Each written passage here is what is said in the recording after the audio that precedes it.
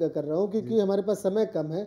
हज का बीजेपी का जो फैक्टर है, हज का बीजेपी गठबंधन है, उसका फैक्टर क्या आपके पास उसका तोड़ है? अगर वो हज का बीजेपी का कोई जनाधार नहीं है बिल्कुल। ये लोकदल से भी मिलेंगे और ये राव इंद्रजीत सिंह हमारे कांग्रेस के नेता हैं। ये राव इंद्रजीत सिंह हमारे कांग्रेस के नेता, उनको भी बुला रहे हैं। इनके पास कोई नेता ही नहीं है। रोजाना और ये प्रलोभन दे रहे हैं और धोखा देंगे। प्रलोभन में नहीं आएंगे। प्रलोभन में आते हैं राव इंद्रजीत सिंह कांग्रेस में रहते हैं। और इस मुख्यमंत्री ने जो हरियाणा को बर्बाद कर दिया है, लाखों करोड़ रुपए में भ्रष्टाचार किया, 50,000 एकड़ भूमाफियाओं को दे दिया, उसमें मिल जाते हैं। जैसे कांग्रेस के हमारे प्रतिनिधि हैं जो आज 100 करोड़ 150 करोड़ के मालिक बन गए। मैं आपको बताता हूँ, आप ये खजान सिंह जी कह रहे हैं गुड़गांव का विकास हुआ है। मेरे को ये बताएं कि गुड़गांव जिले की पॉपुलेशन 15 लाख हो चुकी है। गुड़गांव में कितनी यूनिवर्सिटियां खोली गई हैं, कितने अस्पताल खोले गए हैं। जरा भारतीय जनता पार्टी के पास कोई नेता है? कभी राव इंद्रजीत सिंह की बात देख रहे हैं, कभी लोकदल की देख रहे हैं। इंद्रजीत सिंह ने बिल्कुल ठान लिया है कि कांग्रेस को हरियाणा से बिल्कुल मिटा के छोड़ेंगे। भारतीय जनता पार्टी ने पहले लोकदल को धोखा दिया, पहले हजका को धोखा दिया, वो तो पहले बंसीलाल जी को धोखा दे दिया। मुद्दे पे धोखा नहीं दिया कभी। इन्होंने 5 साल तक मुद्दे पे नहीं बोलेंगे, राजनीति खड़े नहीं उतरे। जवाहर की बात करूं इनको दिक्कत हो जाएगी। जवाहर जी आपके पास भी आऊंगा। भाई कुमार विश्वास का सवाल है, उनका जवाब दे रहा हूं। खजान जी बहुत छोटी सी बात है, यहाँ पे आप लोगों ने बहुत बढ़िया काम किया, जाट रिजर्वेशन वाला कैबिनेट से मंजूरी दे दी। पर यहाँ पे जो जितने जाट के नेता हैं, नहीं मैं आपको समझा रहा हूँ, जो जाट के नेता हैं उन्होंने, उसमें कोई टाइम बाउंड नहीं है। जो गैजेट नोटिफिकेशन का है उसमें कोई टाइम बाउंड नहीं है। अगर वो 1-2 महीने के अंदर उसको अगर नहीं किया गया तो चुनाव के बाद चला जाएगा। और ये बात अगर जाट जो है, जाट पूरी समुदाय है, वो जो खुशी मना रही है कि उनको ओबीसी के अंदर में रखा गया, वो वहां पे नहीं कर सकेंगे अगर सामने कोई, पर उसके बारे में कोई डेट फिक्स नहीं किया गया। अब ऐसे में मैं आपको इसी में कर रहा हूं कि अगर अभी नहीं हुआ या अगर पोल के पहले, चुनाव के पहले अगर नहीं होता है तो ये तो फंसने वाली बात है। यहाँ पे अगर फिर नहीं आपको लगता है कि कांग्रेस व्हाइट वॉश हो जाएगी? मैं इस पे पहले सबसे पहले जवाहर जी से एक प्रतिक्रिया लूंगा, उसके बाद आपके पास आऊंगा। जवाहर जी क्या आपको लगता है? मेरा निवेदन है, जब मैं बात पूरी करूं उसके बाद खजान, ठीक है, उसका खजान जी के बोलेंगे। 3 मिनट से ज्यादा, 2 मिनट से ज्यादा लूंगा नहीं। प्लीज। कांग्रेस जाटों को आरक्षण देगी? संभव नहीं है। जो 60 साल तक ये कहती रही है कि जाट लुटेरे थे, ये तो धन्यवाद हो श्री अटल बिहारी वाजपेयी का, जिसने आकर ये निकला कि जाट लुटेरे नहीं है। जाटों का इस देश में बहुत बड़ा योगदान रहा है। जो कल तक जाटों को लुटेरे बताते रहे हैं, जिनको बाबर तो कांग्रेस के लिए आदर्श बन गया, पर जिस कम्युनिटी ने इस देश के विकास में और आजादी में महत्वपूर्ण योगदान दिया, उनको कल तक पुस्तकों में ये पढ़ाते रहे कि जाट लुटेरे हैं। और इसके अलावा पहली बार जाटों को जो आरक्षण मिला, केंद्र में मिला, वो राजस्थान में मिला और गुजरात में मिला। वो अटल जी के समय में मिला, जब अटल जी की 13 महीने की सरकार थी। इन्होंने डिमांड की, अटल जी ने एक वादा किया, जब इसी बीच हमारी सरकार चली गई, उन्होंने कहा जब अगली हमारी सरकार आएगी उसमें हम जाटों को आरक्षण देंगे। अटल जी ने आरक्षण दिया। पहली बार आरक्षण उत्तर प्रदेश में जब राम प्रकाश गुप्त की सरकार थी, बगैर मांगे अगर पहली बार कहीं जाटों का आरक्षण मिला तो यूपी में राम प्रकाश गुप्त की सरकार में मिला। उसके बाद शीला दीक्षित सरकार ने भी दिया, उसके बाद अशोक गहलोत ने भी दिया। परंतु जाटों को केवल कांग्रेस ने बरगलाने का, केवल अपमानित करने के अलावा उसका कारण है चौधरी चरण सिंह और चौधरी देवीलाल लगातार कांग्रेस की कब्र में कील ठोकते रहे, इसलिए जाट तो आज तक इनको बचे नहीं है। आपको फायदा कितना होगा? हम बीजेपी कभी फायदे की जाति के आधार पर, बीजेपी कभी भी फायदे की राजनीति नहीं करती। तो कांग्रेस के बारे में जाट भली भांति जानते हैं। पर आगे एक अहम सवाल है कि लगातार जिस तरह से जाटों को लेकर के बात आ रही है, हरियाणा में जाट फैक्टर जो है वो बीजेपी के लिए, क्योंकि हाल ही में अब चुनाव होने वाले हैं, लोकसभा के चुनाव है, विधानसभा के चुनाव है, ऐसे में हरियाणा में बीजेपी के लिए क्या तस्वीर बनती है जाटों को लेकर के, कि जिस तरह से केंद्रीय कैबिनेट ने अभी अहम फैसला दिया है? देखिए, भारतीय जनता पार्टी ने दिल्ली में मुख्यमंत्री भी जाट दिया है।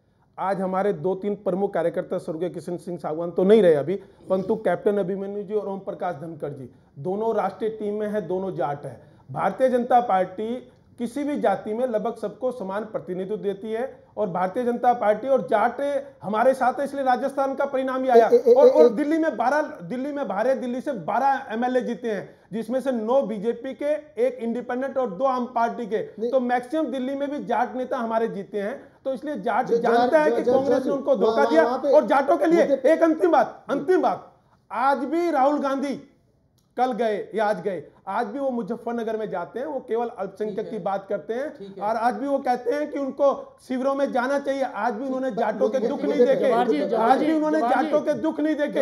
इसलिए कांग्रेस ये नोटंकी बंद करे। जाट समुदाय अच्छी तरह जानता है जिस तरह से अखिलेश यादव ने और राहुल गांधी ने अपमानित किया।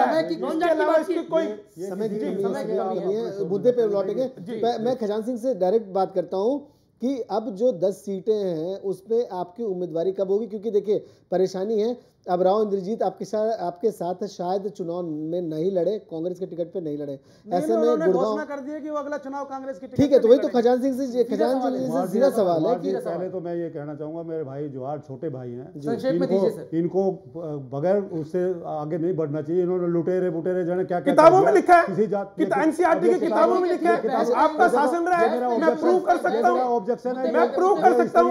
आप तथ्यों के साथ मिलिए मुझसे, शब्द इस्तेमाल नहीं आप मुझे तथ्यों के साथ मिलिए। किताबों में लिखा है इनकी सरकार के समय में कि जाट लुटेरे थे, इन्होंने क्या ये अटल जी की सरकार में ही हटाया गया, अटल जी की सरकार में ही हटाया गया। मैं चैलेंज करता हूं, यहाँ को ये मुद्दा नहीं था, इन्होंने जो ये जो आपके अनुसार मैं नहीं बोलूंगा, आप मुझे तय नहीं करेंगे मैं क्या बोलूंगा, आप मुझे तय करेंगे नहीं मैं क्या बोलूंगा। किताबों में लिखा गया कि इन्होंने लिखवाया कि जाट लुटेरे हैं। भारतीय जनता पार्टी के शासन में अटल बिहारी वाजपेयी जी प्रधानमंत्री थे, ऐसे में हम उस मुद्दे पे जवाहर जी मैं कहता हूं मैं प्रूव करूंगा। नहीं कोई बात नहीं, हम उस मुद्दे पे आएंगे।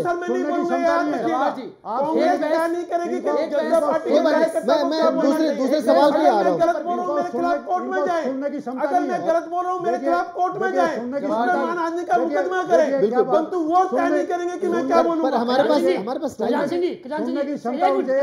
आर्या जी एक मिनट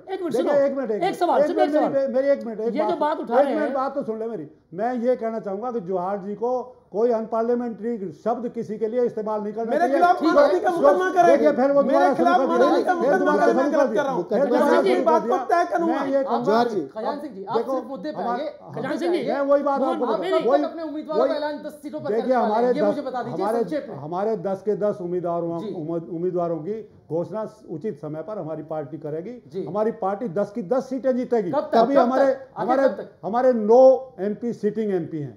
हमारा राव इंद्रजीत सिंह भी हमारा कांग्रेस का एमपी है, वो उनकी मर्जी है, अगर वो लड़ना चाहेंगे वो नहीं लड़ेंगे कांग्रेस से चुनाव। ठीक है, उन्होंने घोषणा कर दिया कांग्रेस से चुनाव। बीजेपी में कब जाएंगे ये बताइए राजेश जी, बीजेपी में कब जाएंगे राव इंद्रजीत? हमारी 10 की 10 सीटें हम जीतेंगे। कांग्रेस मजबूत, चलिए आप 10 की 10 सीटें जीते, एकदम से मजबूत। मैं पूछ रहा हूँ राजेश यादव जी कब जाएंगे राव इंद्रजीत जी? राव इंद्रजीत सिंह के सामने तमाम विकल्प खुले हुए हैं और इंसाफ मंच और कौन से विकल्प है बीजेपी के अलावा? हमारे लिए ये है कि कांग्रेस ने जो भ्रष्टाचार फैलाया है और एक व्यक्ति विशेष भ्रष्टाचार की बात नहीं, आप वो व्यक्ति विशेष की जो पार्टी बन के रह चुकी है उस कांग्रेस को समाप्त करना है। 30 सालों से राव इंद्रजीत जी उस कांग्रेस को समाप्त करने के लिए जो भी मजबूत विकल्प होगा उसको हम अपनाएंगे और उसी के अनुसार राव इंद्रजीत सिंह।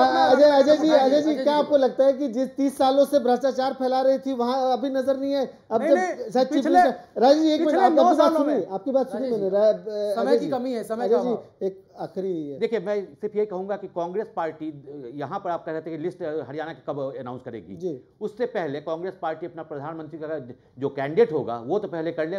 उम्मीद है 17 जनवरी को राहुल गांधी के पहले नाम की घोषणा कर दे, उसके बाद ही ये कवायद शुरू होगी। अभी मुझे नहीं लगता कांग्रेस पार्टी बहुत जल्दीबाजी में कुछ ऐसे बहुत सारे नाम आ रहे हैं, अगर मीडिया में जिस तरह से नाम आ रहे हैं कि जो प्राइम मिनिस्ट्रियल कैंडिडेट है, लेकिन क्या बहुत कुछ है नहीं, अलग से भी हो सकता है। सिटिंग एमपी जो है जो कंटेस्ट करना चाहते हैं उसको वो जरूर कंटेस्ट करेंगे, वो उसको टिकट देंगे। तो बाकी रही 1-2 सीटों पर, अगर गुड़गांव की और 1-2 सीटों की बात है जहां पर, तो वही बात उनको है, जो बहुत ज्यादा यहाँ पर उनको कुछ करने के लिए है नहीं। जी अजय जी, अनिल जी के पास चलते हैं। अनिल जी मुद्दे क्या होंगे हरियाणा की सियासत में इस बार लोकसभा चुनाव को लेकर के?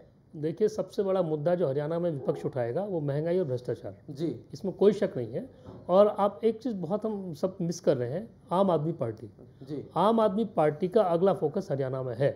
राव इंद्रजीत सिंह और आम आदमी पार्टी के बीच में भी गुफ्तगू हो चुकी है। आम आदमी पार्टी के पीछे उनकी तरफ, उनके दरवाजे की तरफ बहुत लोग देख रहे हैं। मेरा मानना यह है कि इस बार जो इलेक्शन होगा बीजेपी और हजका, जैसे इन्होंने हिसार में कार्ड खेला नॉन जाट का, इनकी कोशिश होगी अगर महागठबंधन नहीं बनता है, इन लोगों के साथ कोई सौदेबाजी तय नहीं होती है, कोई सीटों की बात नहीं होती है, तो निश्चित तौर पे भाजपा और हजका नॉन जाट का कार्ड खेलेगी। एक बात, राव इंद्रजीत सिंह भी नॉन जाट को रिप्रेजेंट करते हैं, वो यादव हैं, वो कार्ड भी यहाँ चल सकता है इंद्रजीत के आने के बाद। सबसे बड़ा जो इशू रहेगा, क्या जाटों को इग्नोर करेंगे? क्योंकि ये बड़ी हिमाकत होगी अगर नहीं। एक चीज देखिए ना, हिसार में क्या किया जी, हजका की जो पॉलिटिक्स है, चौधरी भजन लाल नॉन जाट के अनडिस्प्यूटेड लीडर रहे हैं जी। भाजपा की जो लीडरशिप है, इनके पास कैप्टन अभिमन्यु का भले ही नाम है, इनके पास सच बात यह है कि ऐसी बड़ी लीडरशिप नहीं है। डॉक्टर मंगल सेन इनके एक लीडर थे जो पूरे हरियाणा में मान्य थे, उनके बाद कोई बड़ी लीडरशिप इनके पास कभी नहीं रही। नॉन जाट का कार्ड इनको सूट करता है, बीजेपी को भी और हजका को भी, क्योंकि जो बीजेपी का वोट बैंक है वो शहरी वोट बैंक है, उसमें जो नॉन जाट कम्युनिटी है वो ज़्यादा है, तो इनको सूट करता है। जो मुद्दे रहेंगे, सबसे बड़ा मुद्दा मुझे लगता है महंगाई, भ्रष्टाचार। आखिरी प्रतिक्रिया एक छोटी सी एक लाइन के बाद आपके बता रहा हूं। भारतीय जनता पार्टी का ऑफिशियली बयान मैं दे रहा हूं, भारतीय जनता पार्टी जाट और नॉन जाट की पॉलिटिक्स नहीं करती है। पूरा का पूरा हरियाणा के 36 बिरादरी का प्रतिनिधित्व भारतीय जनता पार्टी। चलिए, बहुत बढ़िया खजान सिंह जी। देखिए, जात पात की राजनीति कांग्रेस पार्टी ने कभी नहीं की है, और कांग्रेस पार्टी 36 जाति की पार्टी है, और कांग्रेस पार्टी शहीदों और स्वतंत्रता सेनानियों की पार्टी है। तो मैं आपके माध्यम से कहना चाहूँगा, भारतीय जनता पार्टी और हजका का पहले गठबंधन इन लो और भारतीय जनता पार्टी का, फिर हविपार भारतीय जनता पार्टी का, सभी गठबंधन पहले फेल हो चुके हैं हरियाणा में। अब हरियाणा वासी किसी भी झांसे में आने वाले नहीं हैं। वो सब जानते हैं कि जो गठबंधन करते हैं वो सिर्फ ठगबंधन है, वो लोगों को ठगना चाहते हैं, और ठगाई में हरियाणा के लोग नहीं आएंगे। राजेश जी, कितने दिन और लगेगा राव इंद्रजीत जी को डिसाइड करने में? देखिए, चुनाव आने से पहले बिल्कुल उचित समय पे उचित मंच से राव इंद्रजीत सिंह घोषणा करेंगे, और जो कांग्रेस है, जो हरियाणा में एक व्यक्ति विशेष की पार्टी बन के रह गई है, पूरे हरियाणा में उसके खिलाफ आक्रोश है, और हरियाणा की जनता का समर्थन राव इंद्रजीत सिंह को है, और समय आने पे बिल्कुल उचित निर्णय राव इंद्रजीत सिंह हरियाणा इंसाफ मंच बन गया तो राव इंद्रजीत के अलावा दूसरा कोई नाम आपके पास भी नहीं होगा। खैर चलिए, पार्टी अभी नहीं है, हो सकता है बीजेपी में चले जाएं। और फिलहाल इस खास पेशकश में हमारे साथ इतना ही है। जिस तरह से बात की जाए हरियाणा की सियासत की, तो आने वाले लोकसभा चुनाव में काफ़ी सारे समीकरण जो है वो बनते बिगड़ते दिखाई दे रहे हैं। बात करें बीजेपी हजका की, वहीं जाट फैक्टर भी अब एक अहम भूमिका निभा सकता है। अनिल आर्य जी ने आपका फैक्टर एक बेहद अहम बहस के अंत में उठाया, जिस तरह से उसको भी इसको लेकर के उसको नज़रअंदाज नहीं किया जा सकता है। लेकिन 10 का दाव में फिलहाल आज इतना ही। आप सारे पैनलिस्ट का हमारे साथ जुड़ने के लिए बहुत बहुत शुक्रिया, और खबरें अभी तक पर खबरों का सिलसिला जारी रहेगा। नमस्कार।